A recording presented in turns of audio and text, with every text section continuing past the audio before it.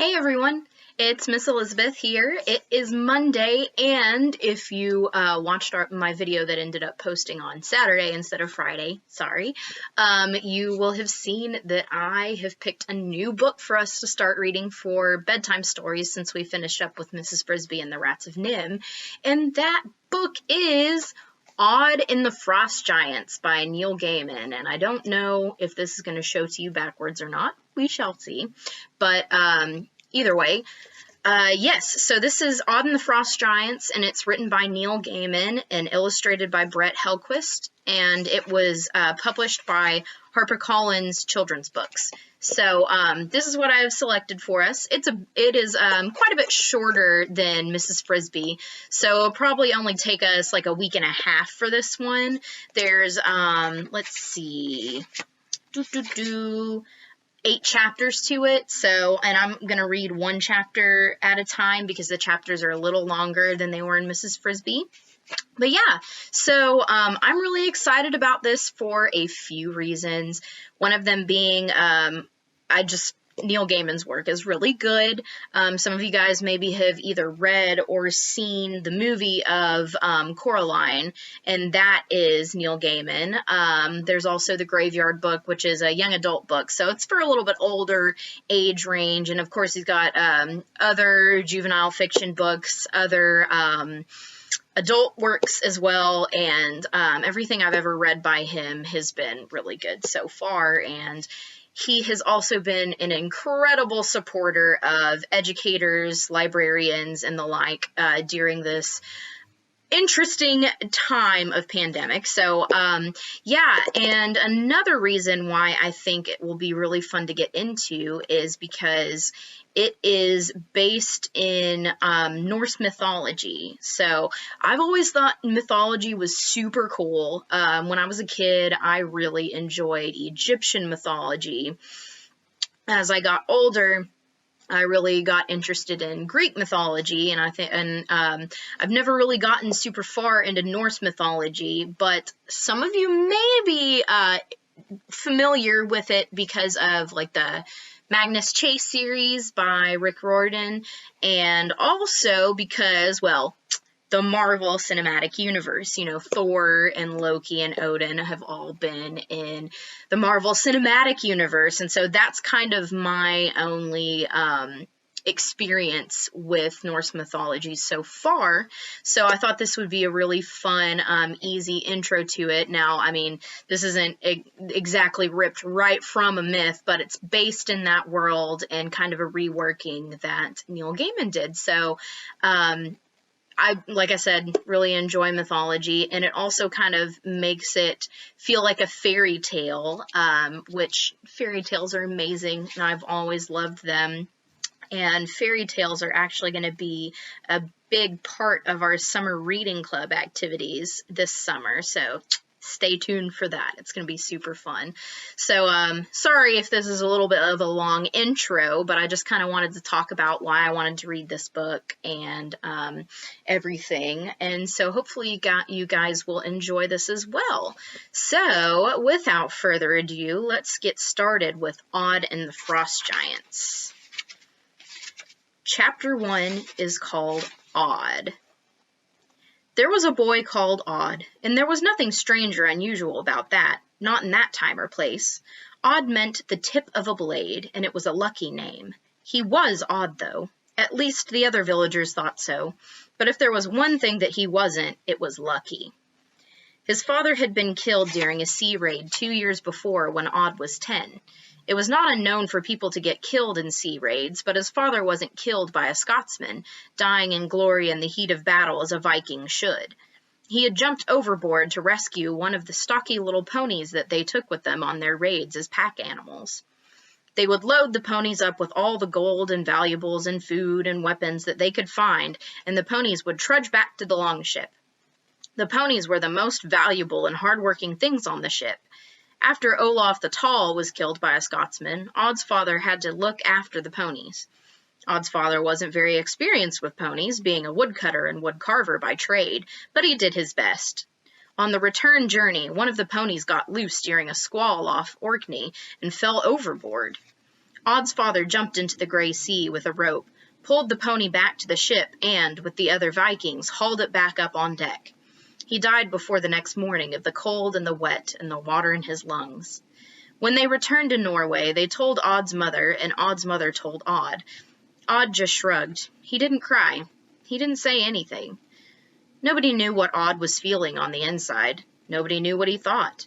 And in a village on the banks of a fjord where everybody knew everybody's business, that was infuriating. There were no full-time Vikings back then. Everybody had another job. Sea raiding was something the men did for fun or to get things they couldn't find in their village. They even got their wives that way. Odd's mother, who was as dark as Odd's father had been fair, had been brought to the fjord on a longship from Scotland. She would sing Odd the ballads that she had learned as a girl, back before Odd's father had taken her knife away and thrown her over his shoulder and carried her back to the longship. Odd wondered if she missed Scotland, but when he asked her, she said no, not really. She just missed people who spoke her language. She could speak the language of the Norse now, but with an accent.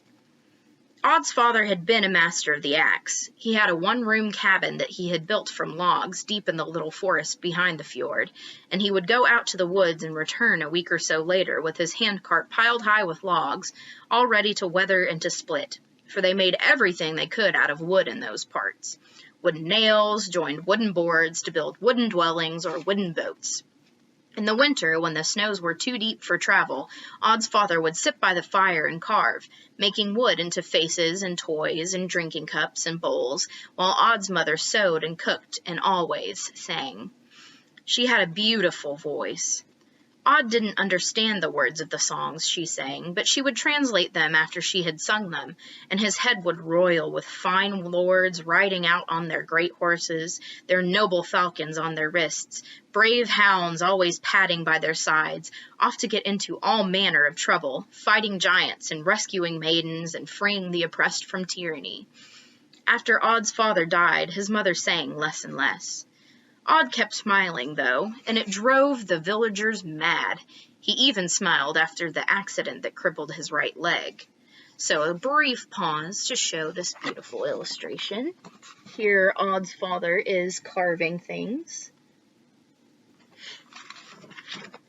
It was 3 weeks after the longship had come back without his father's body. Odd had taken his father's tree-cutting axe, so huge he could hardly lift it, and had hauled it out to the woods, certain that he knew all there was to know about cutting trees, and determined to put this knowledge into practice. He should possibly, he admitted to his mother later, have used the smaller axe and a smaller tree to practice on. Still, what he did was remarkable. After the tree had fallen on his foot, he had used the axe to dig away the earth beneath his leg, and he had pulled it out. And he had cut a branch to make himself a crutch to lean on, for the bones in his leg were shattered. And somehow he had got himself home, hauling his father's heavy axe with him, for metal was rare in those hills, and axes needed to be bartered or stolen, and he could not have left it to rust. So 2 years passed, and Odd's mother married Fat Elfred, who was amiable enough when he had not been drinking, but he already had 4 sons and 3 daughters from a previous marriage. His wife had been struck by lightning, and he had no time for a crippled stepson, so Odd spent more and more time out in the great woods. Odd loved the spring, when the waterfalls began to course down the valleys and the woodland was covered with flowers.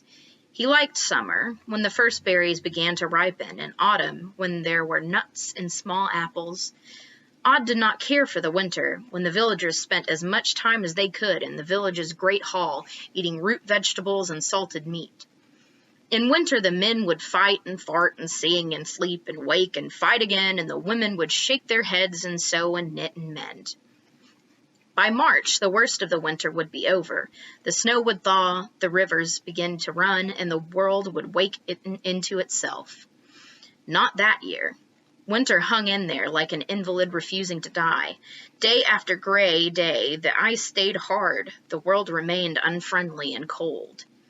In the village, people got on one another's nerves. They'd been staring at each other across the great hall for 4 months now. It was time for the men to make the longship seaworthy, time for the women to start clearing the ground for planting. The games became nasty. The The jokes became mean. Fights were to hurt. Which is why, one morning at the end of March, some hours before the sun was up, when the frost was hard and the ground still like iron, while fat Elfred and his children and Odd's mother were still asleep, Odd put on his thickest, warmest clothes, stole a side of smoke-blackened salmon from where it hung in the rafters of fat Elfred's house, and a fire-pot with a handful of glowing embers from the fire, and he took his father's second-best axe, which he tied by a leather thong to his belt, and limped out into the woods. The snow was deep and treacherous, with a thick, shiny crust of ice.